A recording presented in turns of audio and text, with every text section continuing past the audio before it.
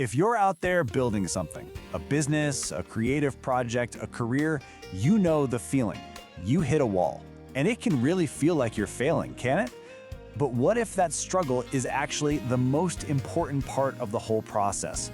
We're going to reframe that entire experience, looking at it not as a problem, but as the necessary path to growth and ultimately to overflow. Let's start right here with this core idea. If you feel like you are in that valley right now, that low point with all the pressure and uncertainty, listen to me. It's not a sign that you've been left behind.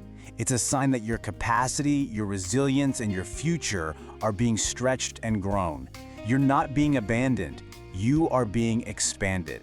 So the source material for this draws on that famous line from Psalm 23, and it makes this huge distinction.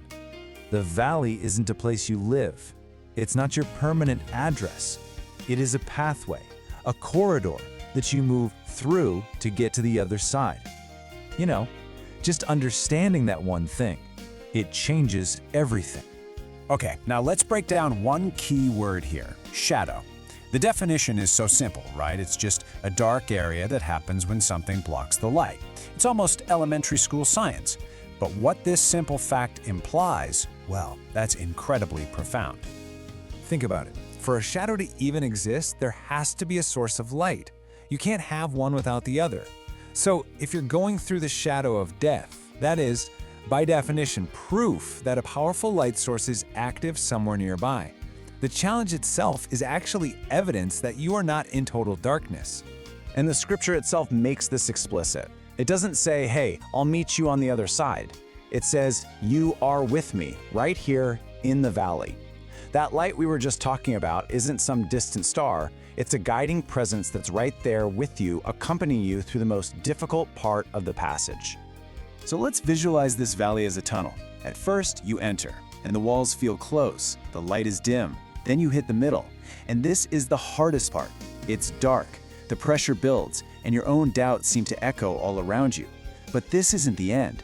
The final stage is the exit, where the tunnel starts to widen, you see that glow of dawn, and then you step out into a wide open field. This brings us to a crucial distinction. Tunnels are not tombs. Tunnels are designed for passage. They have an entrance and they have an exit. Tombs, on the other hand, are designed to be final. The valley you might be in right now, it's a tunnel, not a tomb. It's a temporary journey with a destination waiting on the other side.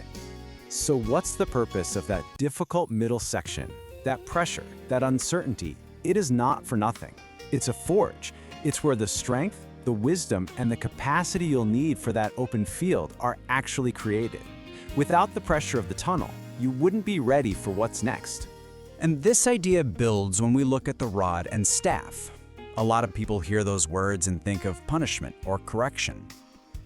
But the source reframes this completely. The rod was a tool of defense and governance. The staff was for guidance and rescue.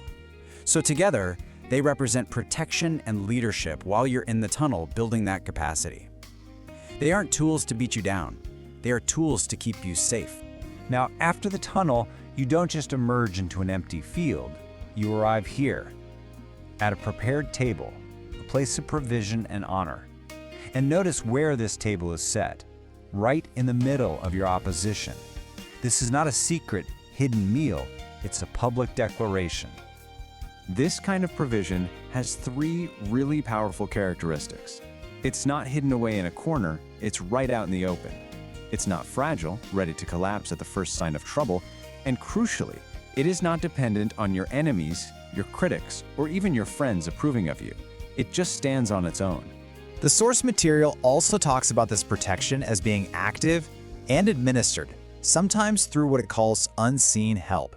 It's this idea that your provision is being managed and protected, even in ways you can't always see. So what happens when you have more than enough? You know, when your cup runs over? The common view is that this is all excess for personal indulgence, for luxury. But the source gives us a different meaning. This overflow is excess for your assignment. It's the resource you need to fulfill a larger purpose, to become a source of provision for others. So how do you make this real? Well, the source suggests a really simple practice. First, read Psalm 23 just as you normally would. Then read it again, but this time in the present tense as an active declaration. The Lord is my shepherd, I shall not decrease. When you get to the valley line, pause and just state, this is a tunnel. Light is present. And finally, you conclude with this intention. Make me a channel of provision, wisdom, and generosity. So, as we wrap this up, here's a question for you to reflect on.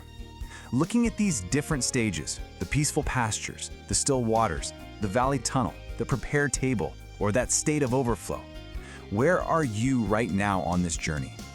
Because recognizing your location is the first step to understanding what's being built in you right now.